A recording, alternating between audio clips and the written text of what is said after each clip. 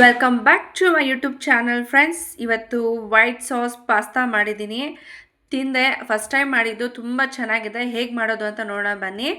ಮೊದಲಿಗೆ ಒಂದು ಪಾತ್ರೆ ತೊಗೊಂಡು ಪಾಸ್ತಾ ಇರುತ್ತಲ್ಲ ಅದನ್ನು ಮತ್ತು ನೀರು, ಉಪ್ಪು, ಎಣ್ಣೆ ಇಷ್ಟು ಹಾಕ್ಕೊಂಡು ಬೇಯಿಸ್ಕೊಳ್ಳೋಣ. ಬೆಂದಿದ್ದಾದಮೇಲೆ ಪ್ಯಾನ್ಗೆ ಬೆಣ್ಣೆ ಕರಗದ ನಂತರ ಬೆಳ್ಳುಳ್ಳಿ, ಜಜ್ಜಿರೋ ಬೆಳ್ಳುಳ್ಳಿ ಹಾಕ್ಕೊಂಡಿದ್ದೀನಿ ನಾನು, ಸ್ವಲ್ಪ ಫ್ಲೇವರ್ಗೆ ಚೆನ್ನಾಗಿರುತ್ತೆ ಅಂತ. ನೆಕ್ಸ್ಟ್ ಈರುಳ್ಳಿ, ಕ್ಯಾಪ್ಸಿಕಮು ಎಲ್ಲ ದೊಡ್ಡದಾಗಿ ಹಚ್ಕೋಬೇಕು, ಅದಕ್ಕೆ ಅವಾಗೆ ಚೆನ್ನಾಗಿರೋದು.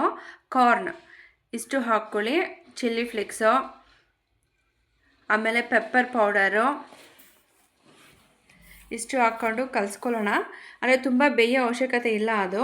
ನೆಕ್ಸ್ಟ್ ಪ್ಯಾನ್ಗೆ ಮತ್ತೆ ಬಟರ್ ಹಾಕ್ಕೊಂಡು 1 ಸ್ಪೂನ್ ಮೈದಾ ಹಾಕ್ಕೊಳ್ಳೋಣ. ಅದು ಗಂಟು ಬರದೇ ಇರೋ ಥರ ನೀಟಾಗಿ ಕಲಿಸ್ಕೋಬೇಕು ಅದನ್ನು. ನಂತರ ಹಾಲು ಆ್ಯಡ್ ಮಾಡ್ಕೋಬೇಕು. ಹಾಲು ಕಲಿಸ್ಕೋಬೇಕು ಚೆನ್ನಾಗಿ, ಯಾಕಂದರೆ ಗಂಟು ಬರಬಾರ್ದು. ಮೈದಾ ಹಾಕೋದೇನಕ್ಕೆ ಅಂತಂದರೆ ಸ್ವಲ್ಪ ಕ್ರೀಮಿ ಟೆಕ್ಸ್ಚರ್ ಬರೋದಕ್ಕೋಸ್ಕರ ನಾವು ಮೈದಾ ಹಾಕ್ಕೊಳ್ಳೋದು. ನೋಡಿ ಗಟ್ಟಿ ಆಗ್ತಾ ಇರುತ್ತೆ. ಮತ್ತು ಚೀಸ್ ಹಾಕ್ಕೊಂಡು ಚೀಸ್ ಕರಗೋವರೆಗೂ ಸ್ವಲ್ಪ ಕಲಿಸ್ಕೊಳ್ಳೋಣ. ನಾವು ಏನು ಮಾಡ್ತಿದ್ದೀರಾ ಸ್ವಲ್ಪ ಥಿಕ್ನೆಸ್ ಬರಬೇಕು ಅದು.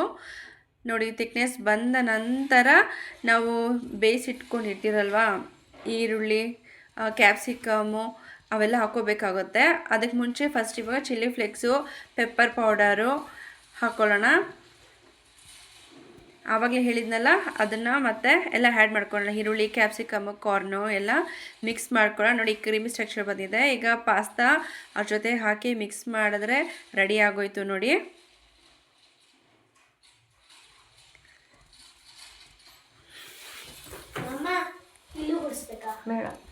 ಬೇಡ